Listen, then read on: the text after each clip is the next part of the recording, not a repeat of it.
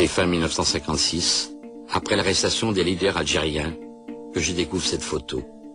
Je crois encore à des bavures, mais je ne comprends pas que nos élites ne sanctionnent pas les officiers responsables de ces atrocités. Naïf, je n'imagine pas que les autorités couvrent les militaires afin de garder l'Empire français.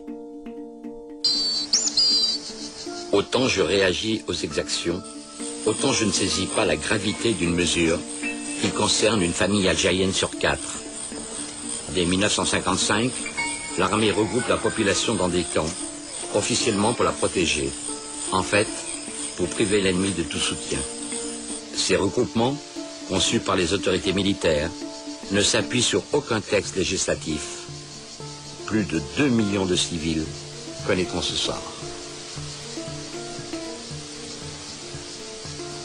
La pacification, ça consistait, pour l'armée, à raser les fermes isolées des fellahs dans le bled, pour les obliger à reconstruire de leurs propres mains leur mechta autour des postes militaires français, le tout cerclé avec des barbelés, pour faire ce que la France appelait des villages nouveaux ou villages de regroupement, et qui n'étaient rien d'autre que des camps de concentration de population civile.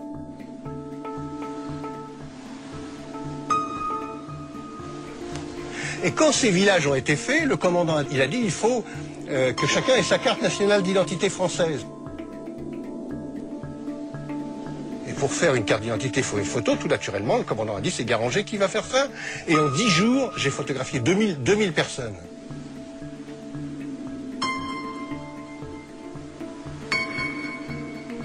J'ai mis toutes ces photos sur le bureau du capitaine français.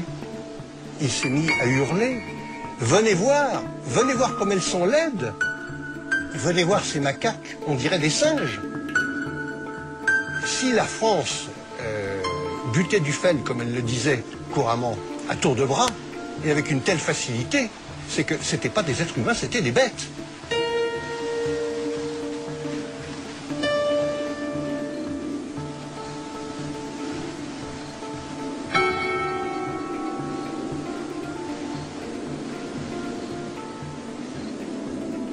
Ils vivaient dans des conditions d'hygiène déplorables, qu'on descendait souvent des enfants morts ou qu'on descendait des enfants très faibles qu'on retapait. Heureusement, on en a sauvé quelques-uns. Mais les gens vivaient dans des conditions atroces, il n'y avait pas d'eau pour ainsi dire, ou très peu. Ils avaient des rations, mais en misérable.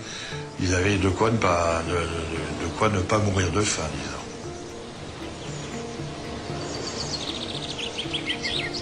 On accordait le droit aux Algériens d'aller travailler leurs champs 4 heures par jour, mais comme en général ces camps se trouvaient à des kilomètres de leurs champs, ils ne pouvaient pas y aller. Et donc toutes les personnes prises les armes, sans armes ou avec les armes à la main, dans ces zones interdites, étaient déclarées faits de la guerre. Donc, soit éliminé tout de suite, soit suspecté, emmené dans un camp, torturé et descendu. Et ça, on l'oublie complètement. Face aux horreurs vécues, des familles algériennes alertent directement les autorités françaises. 22 mai 55. Télégramme du député Ben Maled à Monsieur le Président du Conseil et à Monsieur le Gouverneur Général. Ému et indigné par exécution sommaire de 14 personnes désarmées, âgées de 40 à 65 ans, par troupes devant leur domicile, tous fellahs, à qui rien ne peut être reproché. 25 juin 55, lettre de veuve Slimani à Monsieur Wegner, député à Paris. Sous les yeux de nos employés et de nos voisins, mon fils a été soumis à d'affreuses tortures, coups, électricité. Le mardi 21, mon frère Kebil Ali a retiré du puits le cadavre de mon fils. Juillet 55, lettre de M. Benjeloul. Des douars et des mechtas ont été incendiés, des femmes violées, des chefs de famille froidement abattus parce qu'ils protestaient.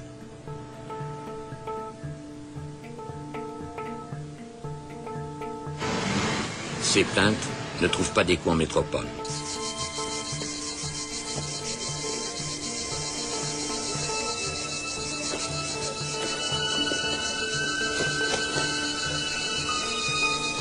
Non seulement la France reste sourde à l'ONU, Mais elle réintroduit un décret à abroger à la libération de Paris par de Gaulle la responsabilité collective. Ainsi, chaque habitant d'un village est tenu responsable d'actes d'un des siens. Les Algériens, considérés comme suspects, se trouvent internés sans jugement sur ordre du préfet. Un civil, Pierre Leclerc, qui partage la responsabilité du camp de Joffre, dénonce les mauvais traitements infligés aux prisonniers.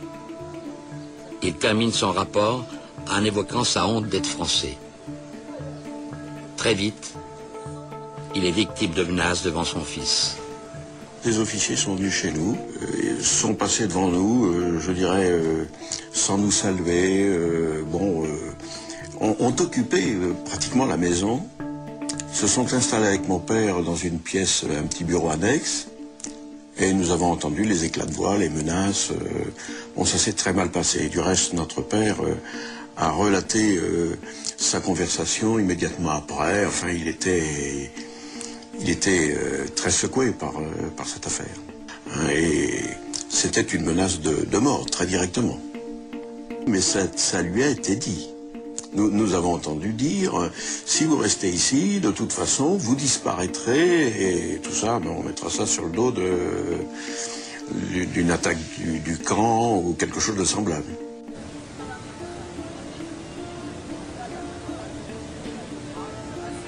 Avant d'être incarcérés dans un camp d'internement, les suspects se rassemblaient dans des centres de triage et de transit, qui permettent à l'armée de mener des interrogatoires en toute quiétude.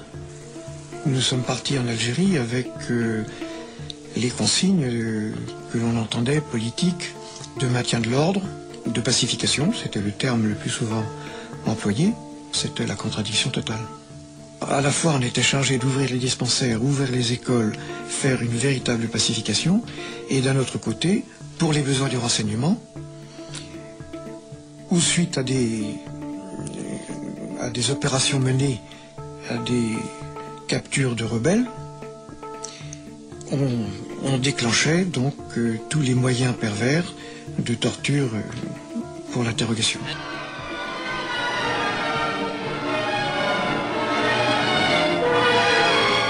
Et la nuit, on entendait les hurlements de ces gens.